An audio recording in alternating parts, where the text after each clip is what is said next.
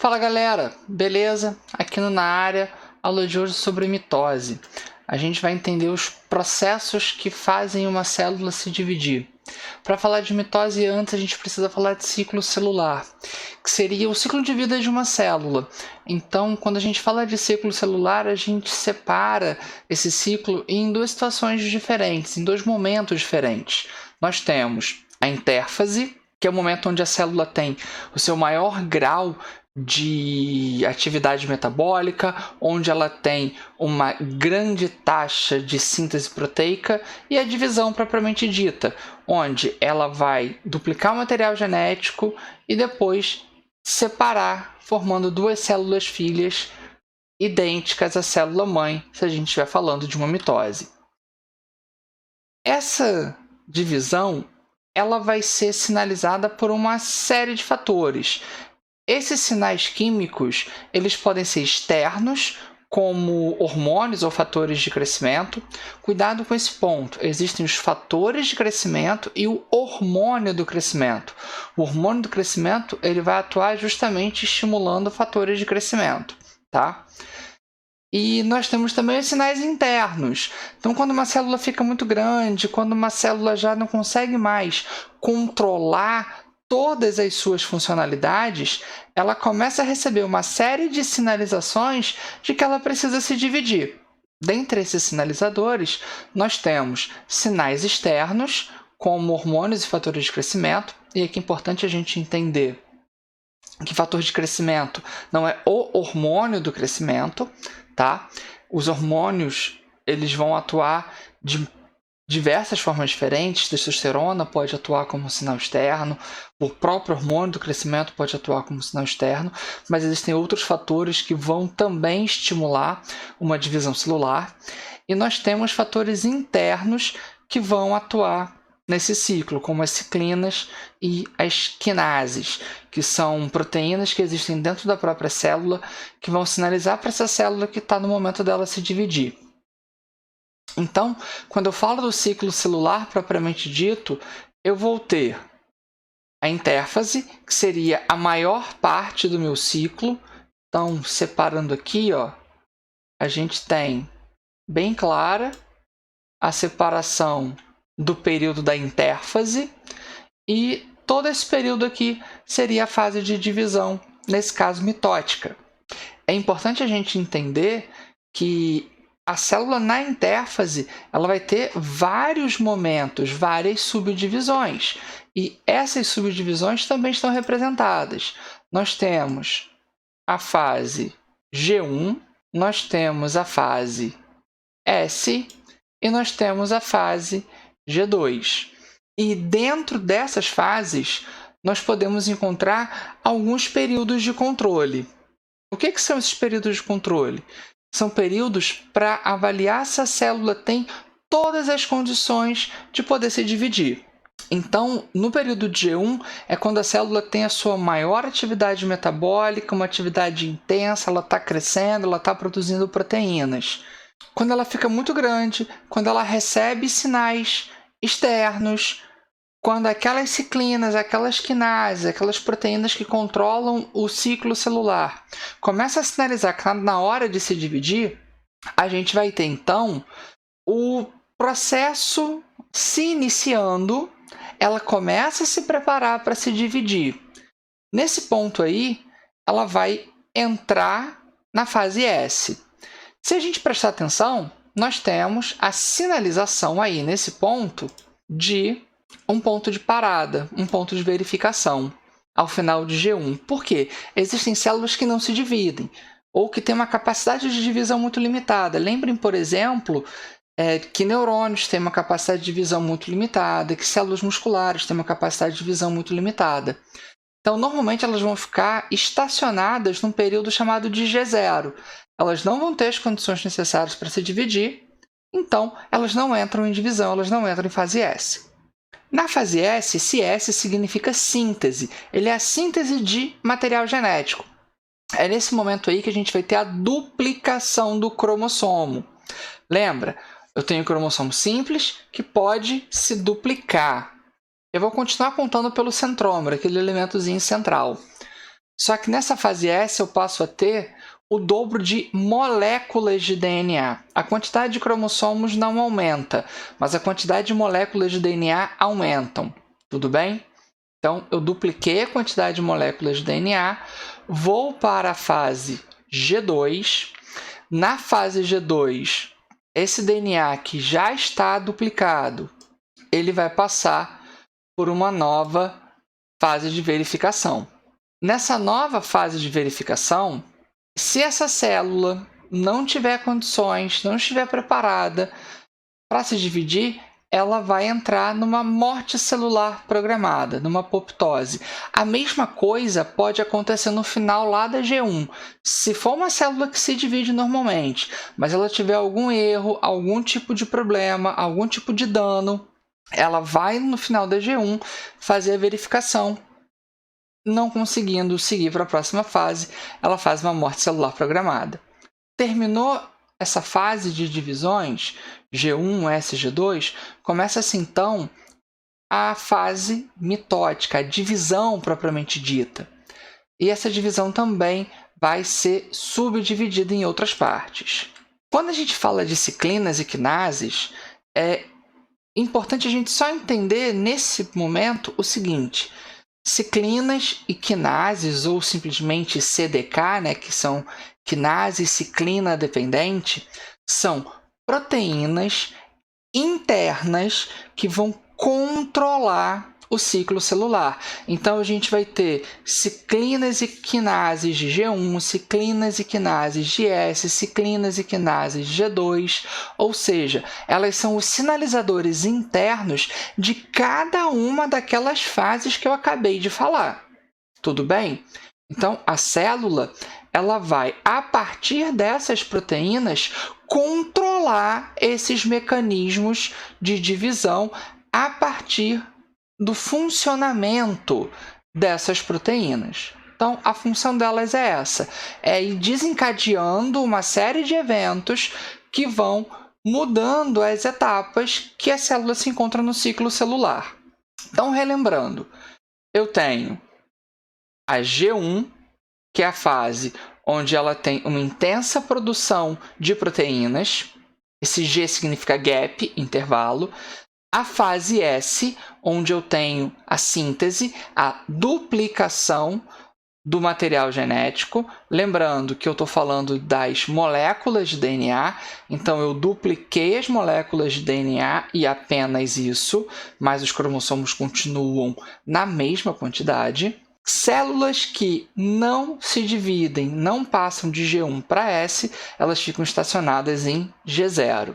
Fase G2, a célula está pronta, apta para iniciar a mitose. Ela faz uma verificação, volta a produzir uma série de proteínas e, principalmente, aumenta o volume citoplasmático para que ela justamente consiga poder se dividir ao final da mitose. E aí a gente entra em mitose propriamente dito. O que vai caracterizar a mitose é uma divisão equacional. O que isso quer dizer? Quando eu falo em divisão equacional, eu estou dizendo que eu tenho uma célula-mãe e essa célula-mãe vai dar origem a duas células-filhas idênticas no final do processo. Tudo bem? Ela vai se iniciar pela prófase. Na prófase, que seria a primeira etapa da minha mitose, a gente vai ter alguns momentos, algumas características importantes. Primeiro, aquela cromatina, lembra? Aquele filamentozinho de DNA, ele começa a se compactar, ele começa a se condensar para dar origem ao cromossomo propriamente dito, altamente condensado. Além disso, a gente vai ter o desaparecimento do nucleolo, o desaparecimento da carioteca e a formação das fibras do fuso mitótico ou fibras do fuso acromático. A estrutura responsável por controlar a formação dessas fibras são os centríolos. A gente vai ter os centríolos formando os chamados diplossomos, porque são sempre dois centríolos que vão controlar esse processo, E a região onde a gente vai ter esse centro de organização dos microtúbulos é chamado de centrosoma. A gente já falou sobre isso na aula de citoesqueleto. Qualquer coisa, volta lá, dá uma relembrada. Então, ao final da prófase, o que eu espero encontrar de diferente em relação ao início? No início da prófase, eu vou ter esse centrosoma começando a se formar, a carioteca ainda presente, um nucleolo observável e os cromossomos ainda em condensação. Ao final da prófase, aqueles centríolos começam a migrar para regiões polares, as fibras do fuso estão mais desenvolvidas, a carioteca ela já começa a se fragmentar, o nucleolo desaparece e os cromossomos estão mais condensados. Então, eu tenho esses eventos aqui definindo a minha prófase. Duplicação e migração desses centríolos para esses polos, eles vão para as regiões opostas na célula. Formação das fibras de fuso e fibras de Aster, são fibras formadas pelo microtúbulo. Condensação desses cromossomos, eles iniciam essa condensação. Um aumento do volume citoplasmático, um aumento do volume nuclear, até que tenha o rompimento da carioteca e o desaparecimento do nucleolo. Isso vai caracterizar o final da minha prófase e o início da metáfase. Na metáfase, a gente vai ter esses cromossomos atingindo o grau máximo de condensação, então é quando eles vão se encurtar o máximo possível.